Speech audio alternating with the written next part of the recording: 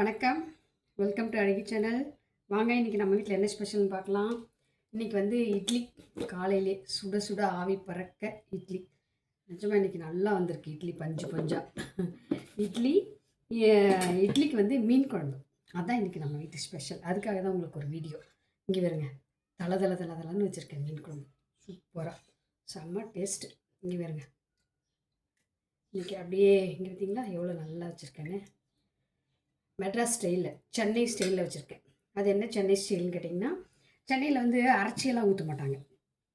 தேங்காய், அப்புறம் வந்து இந்த வெங்காயம் தக்காளியெல்லாம் ஒரு சிலர் வணக்கி ஊற்றுவாங்க.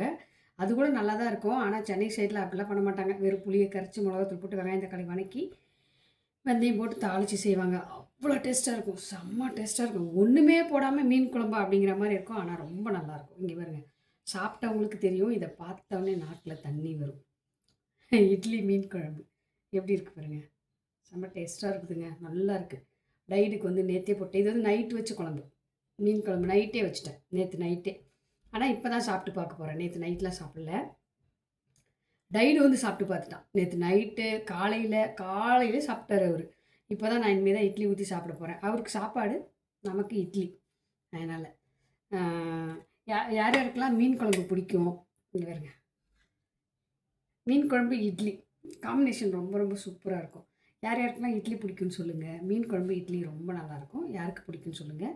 அதுக்கப்புறம் மத்தியானத்துக்கு இங்கே வருங்க, வெங்காயத்தாள் பொரியலுக்கு அரிஞ்சு வச்சுக்கிட்டே இருக்கேன். இங்கே வருங்க, அதுக்குள்ளே இட்லி வெந்துருச்சுன்னு எடுத்தேன். வெங்காயத்தாள் அரிஞ்சு வச்சுருக்கேன். இதுலேருந்து இப்படி இப்படி கட் பண்ணி வச்சுருக்கேன் பொரியலுக்கு. வெங்காயத்தாள் ரொம்ப ரொம்ப நல்லது உடம்புக்கு. ரொம்ப சூப்பராக இருக்குங்க, டேஸ்ட்டாக இருக்கும் சாப்பிட்றதுக்கு. அதனால் நம்ம வீட்டிலே விளைய வச்சது தான் இது. நீங்கள் பார்த்துருப்பீங்க பழைய வீடியோவில் வெங்காயத்தாள். பழைய வீடியோனால் இப்போ தான் போன வாரத்தில் போட்டிருப்பேன் வீடியோ. அதில் இங்கே வருங்க, எவ்வளோ சூப்பராக அரிஞ்சு வச்சுருக்கேன் பாருங்கள்.